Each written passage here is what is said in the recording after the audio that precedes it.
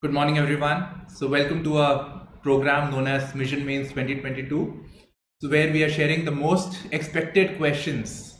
So, daily 5 questions on a YouTube channel at 7:30 a.m. And this is the schedule that we are following over here. So today being Wednesday, we are covering geography and environment.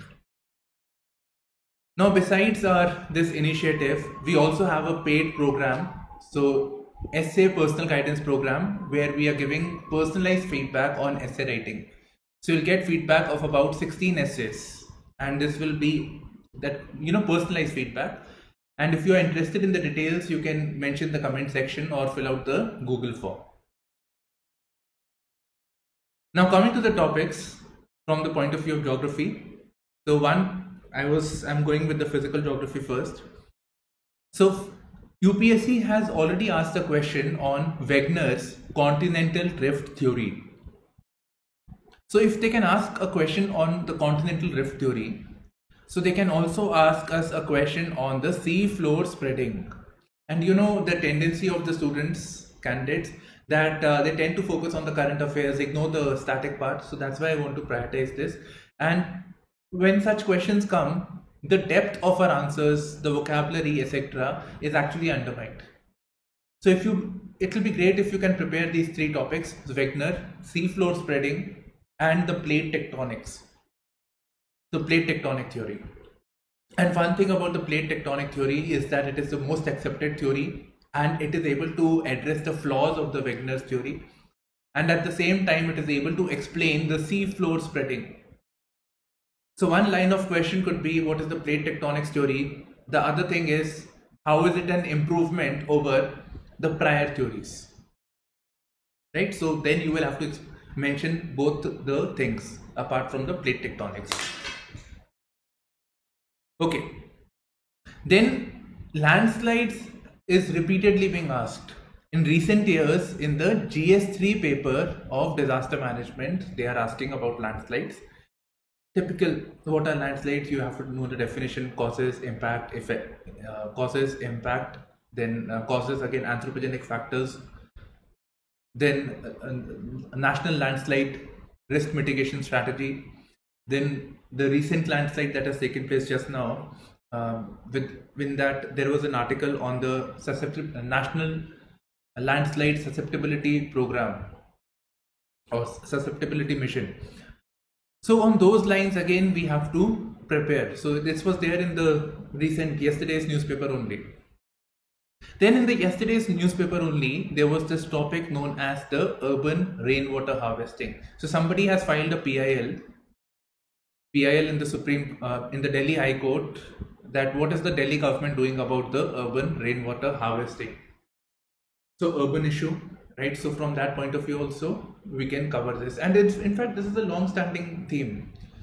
Singapore, much lesser area than us, much lesser resources, they are able to cultivate most of the water, harvest most of the waters, but we are not able to do it. And then we are having the floodings also, but the excess water, we are not able to manage that. Now I was thinking, actually I didn't do it because there were already 5 questions, it will be too much also. So urban forestry, what are the benefits of urban forestry? What measures is the government taking? Then there is the scheme known as the Nagar One scheme.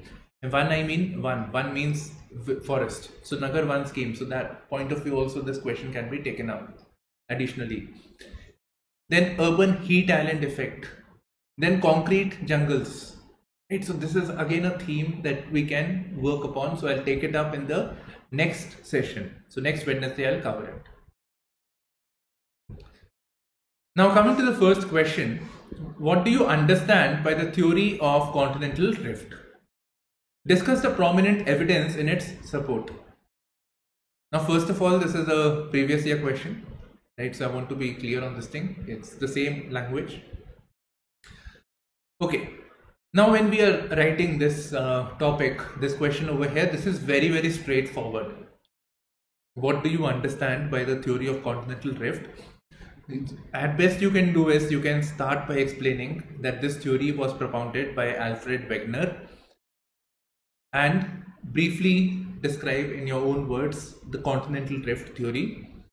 Then what was the evidence in its support. It's very, very straightforward. And this is where your answer should actually conclude. When UPSC asked this question in the mains, this was 200 words. But in the present form, it should be 150 words.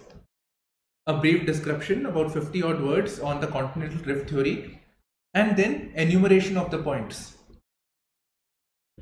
And please note that here nowhere UPSC is asking you about the shortcomings of the Wegener theory. So you're not required to write it, right? So it is not required over here. Okay. Now these are some content. So Alfred Wegener in 1912, the theory deals with the distribution of the oceans and the continents. You can explain the concept of Pangaea and the Panthalassa. So you can explain that and how the continents are drifting, they're moving apart. Now evidence to support. So he gave the theory of jigsaw fit, like it's like a puzzle, jigsaw puzzle, that the continents, if they can actually merge. For example, the South American continent is very similar to the west coast of Africa, the eastern coast of South America and west coast of Africa. Okay. In fact, this image itself is depicting it over here if you look closely. Then rocks of the same age across the ocean. The rocks of similar age seen on the both sides. Then the placer deposits also.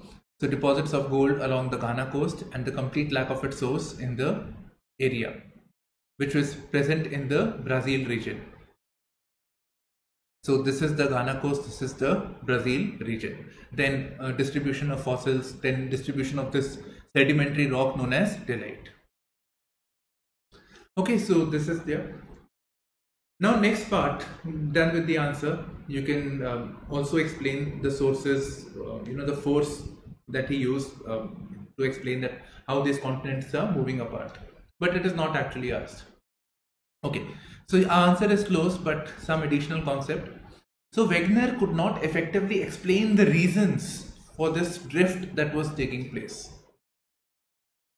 He suggested that there are two reasons for this drift that is taking place. One is the tidal force and other is the pole fleeing force.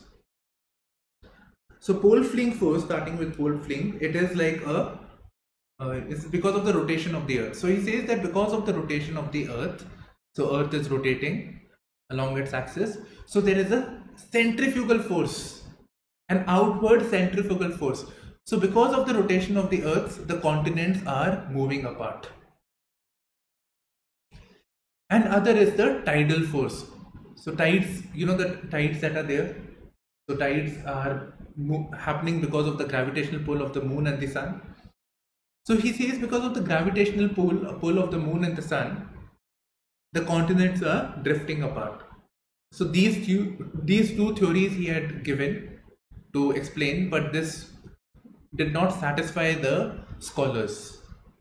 So this was the shortcoming. The evidence are perfect.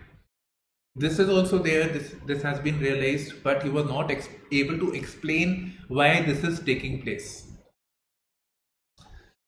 Okay, we'll come to this later in the plate tectonic theory. Coming to the second question, explain the mechanism of sea floor spreading. Briefly mention the characteristic features with suitable examples. This can again be a short question. This can again be a long question. But here again, same thing you have to do. You have to tell about Hess, the person who propounded the seafloor spreading, briefly explain this, and then give out the characteristic features, the evidence basically. So I've taken the snippet from the NCERT, the 11th physical geography. I don't want you to read additional, and I just want to show that NCERT has sufficient information. Okay. So it was given by Hess in 1967. He proposed this hypothesis known as the sea floor spreading, in which Hess argued that the crest of the oceanic regions, the crest of the oceanic ridges cause the rupture of the oceanic crust and the new lava wedges up into it. Right. So he said that along the oceanic crust there is volcanic activity that is taking place. They were able to see this. So because of this lava activity, volcanic activity that is taking place, these plates are being pushed apart. These plates are being pushed apart and lava is flowing. So as a result of this, landform is getting created along this region. And this thing is being pushed apart. So we can say that the sea floor is spreading. So that gets pushed due to volcanic eruptions at the crest, right? So this is taking place. So this thing is getting created. And naturally, if you look at the map over here, so this ultimately, it's not like indefinitely more and more crust is getting created. So this crust is also getting destroyed at the subduction zone, where the oceanic plate meets the continental plate. So the oceanic plate being more denser is actually coming down. So at the subduction zone, it is getting done with. Okay, so this he gave, and now come backwards over here, and then he gave his evidence. He based his theory on this evidence over here. So it was realized that all along the mid-oceanic ridges, volcanic eruptions are common. The rocks equidistant on either sides of the crest of mid-oceanic regions show remarkable similarities. So rock along this area is very, very similar. So it is most likely that this was part of the same landform which actually got split and then spread. Then it is also seen that the rocks closer to the ridge are actually newer than the ones that are at the farther end. Right, so as you move away from the ridge, the rocks are old, and this is same for both the sides. So oceanic crust rocks are much younger than the continental rocks. The age of rocks in the oceanic crust is nowhere more than 200 million years. Right, so he gave certain evidence to support his theory. Then the deep trenches have deep-seated earthquake occurrence, while in the mid-oceanic ridge areas, the quake foci have shallow depths. So what is saying is that along the mid-oceanic ridge, the place where the earthquake is taking place, the focus of the earthquake, where it is getting generated, it is closer, it is shallow. While in the continental areas, the focus may be much lower. Okay, so these are certain evidences which support the sea floor spread theory. I don't know if he actually gave this points over here, but yes, these were the points which is being used to explain the sea floor spreading, the similarities basically. And this has been witnessed particularly by the mapping of the ocean floor and the paleomagnetic studies. You can mention this in your answer. Okay. So this is there. Now they can also ask you a question where it says briefly explain the seafloor spreading. About the seafloor spreading, they can ask that mention the characteristics of the mid-Atlantic ridge. So they can actually frame it this way also. But we know that mid-Atlantic ridge is nothing but it's the same seafloor spreading. So the same points would be used. In fact, these points would be from the mid-Atlantic ridge only.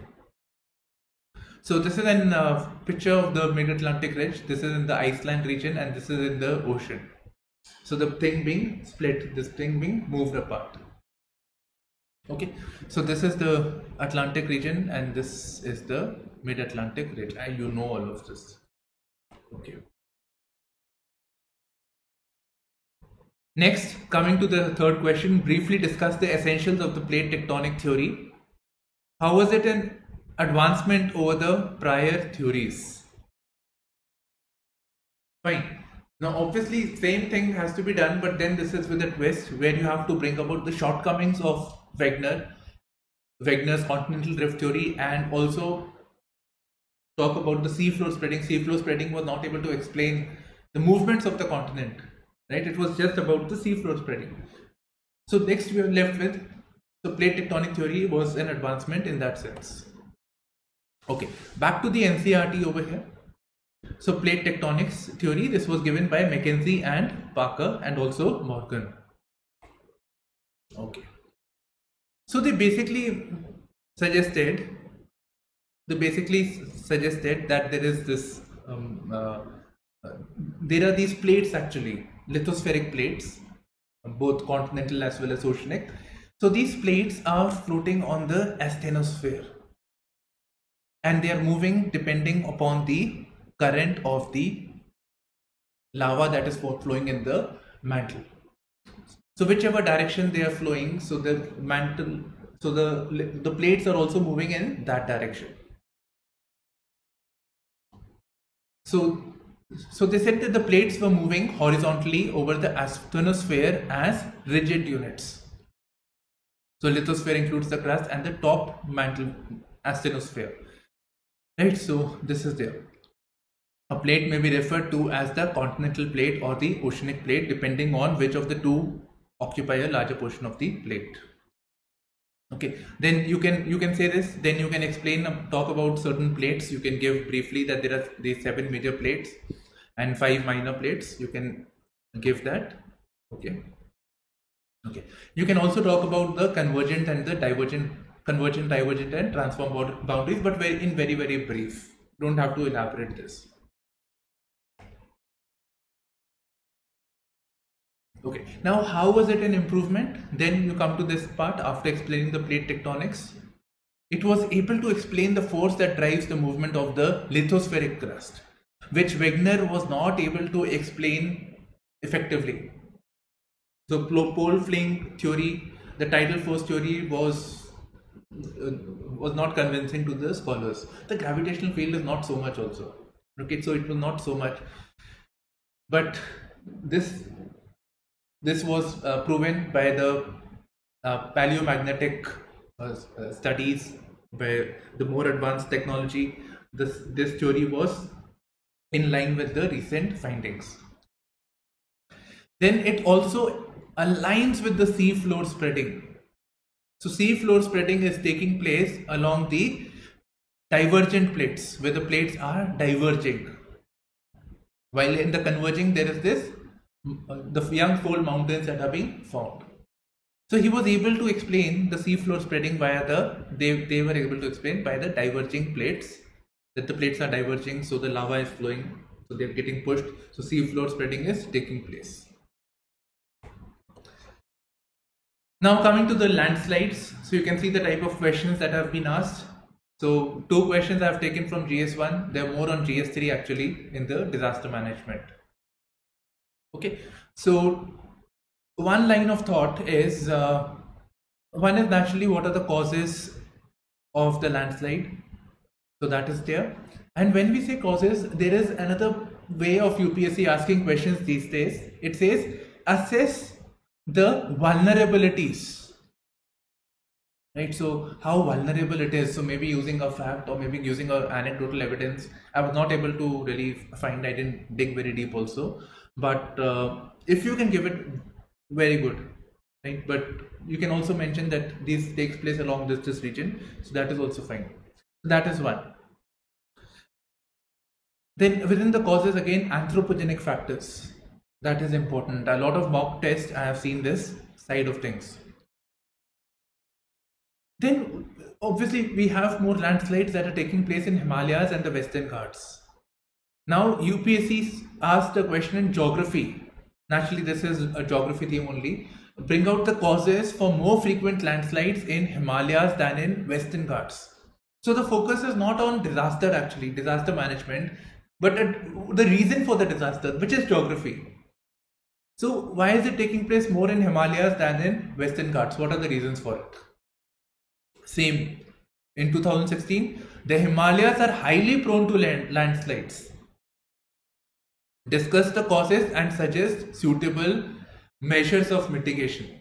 So this is more of this geography part over here, right? And this is the disaster management part, but it is asked in the GS1, so 2016. Then we have described the various causes and effects of landslides. So even when we say bring out the causes for frequent landslides in Himalayas and Western Ghats, similar, but it is just that they're asking from the Himalaya and just comparing it over here. Okay, so causes and effects. Then mention the important components of the National Landslide Risk Management Strategy. Now these become tricky because you may write very generic points and say that these are the mitigating measures.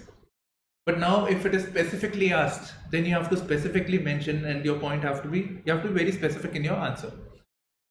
Now 2 years back there was this National Landslide Susceptibility Mapping. And yesterday's editorial was also talking about this susceptibility mapping, hazard mapping of the landslide prone areas, and why should we utilize it? Hazard mapping. Why should we do? What considerations we must have while taking up developmental projects?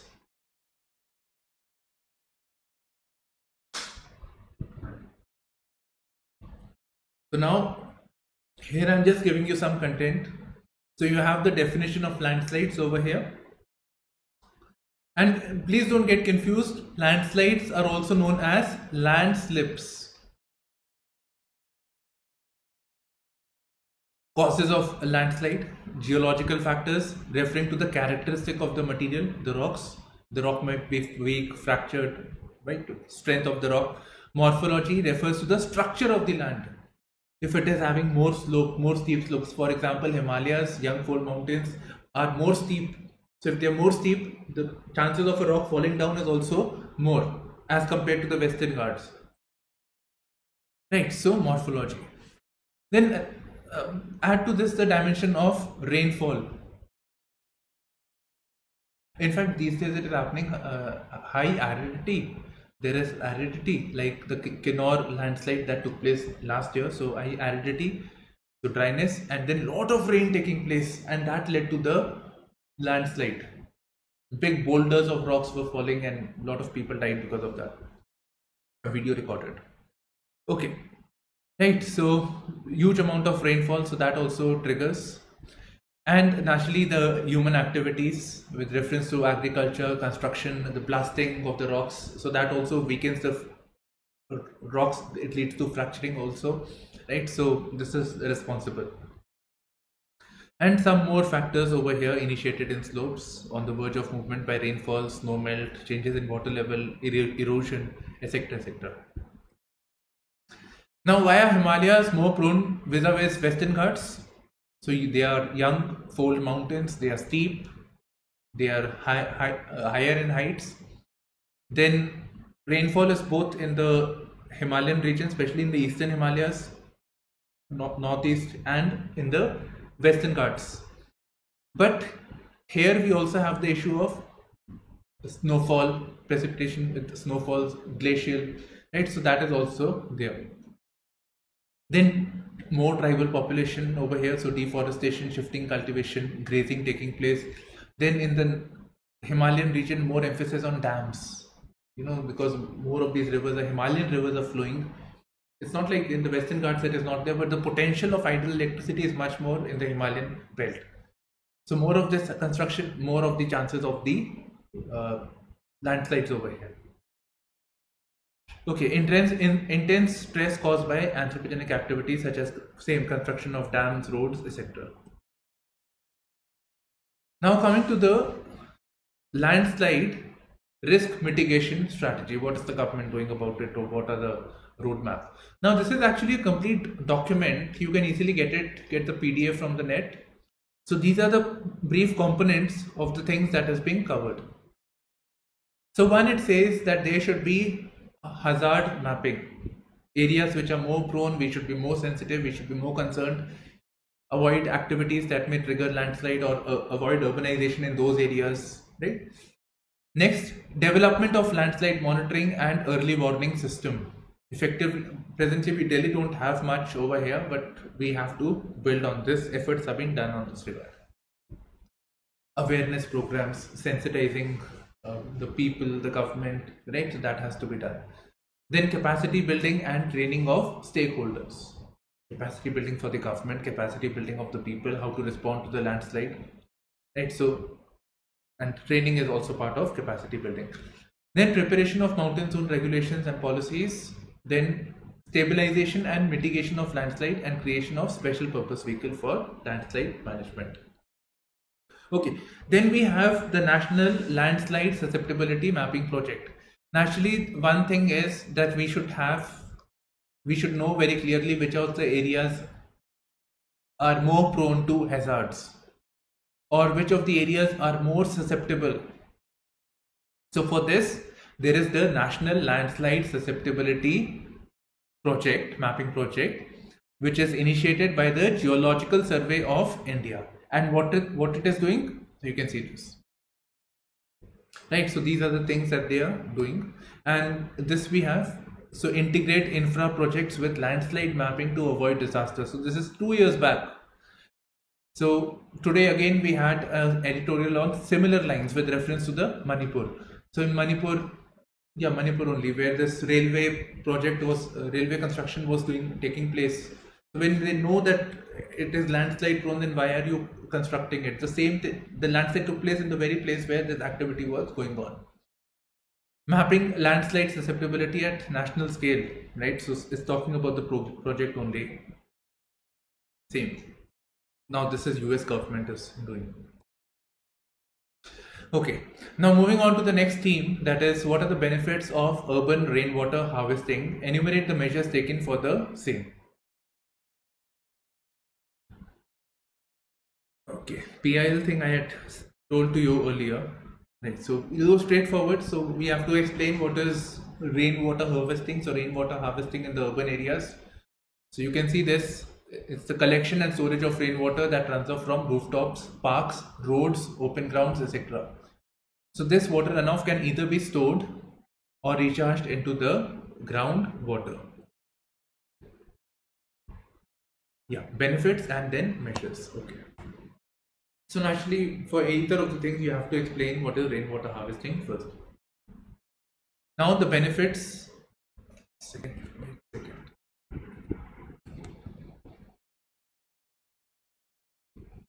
Yeah. So here are the benefits for you.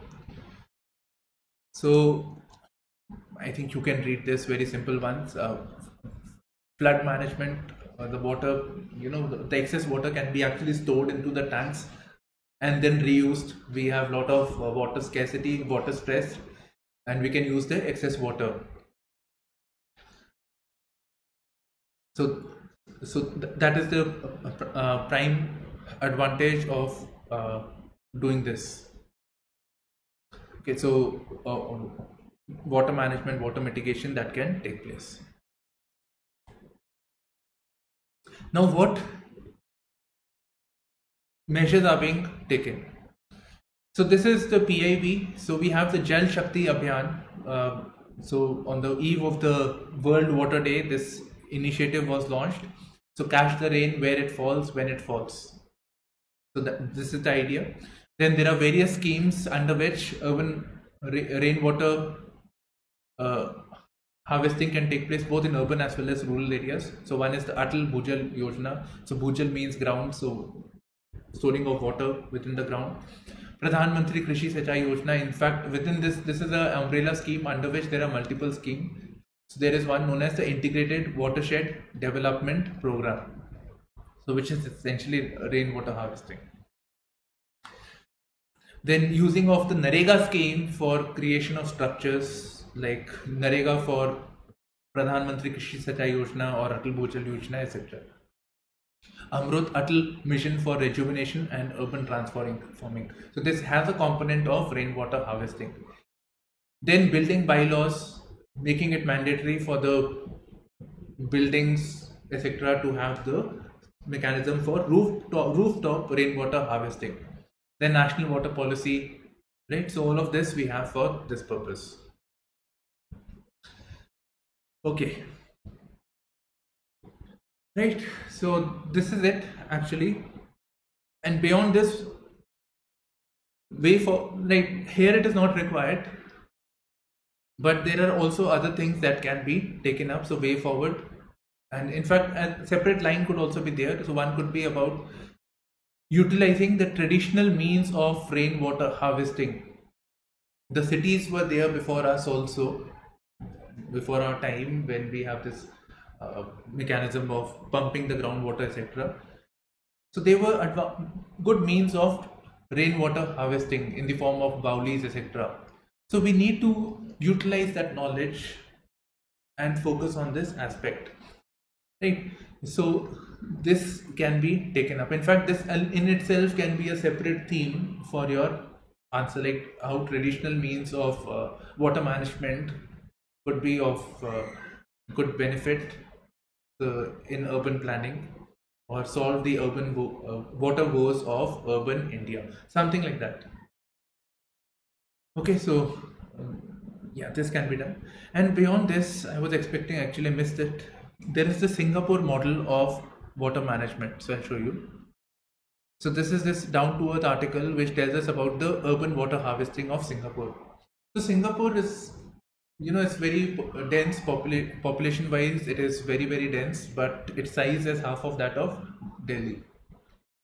More people are staying, so for them to cater for water, most of the water is coming from this rainwater harvesting. So we can learn from them. And incorporate those learnings and address the problems that we have today. So I'll share this article in the comment section for you to read. Okay, so this is it from my side. Bye bye, take care, and all the best.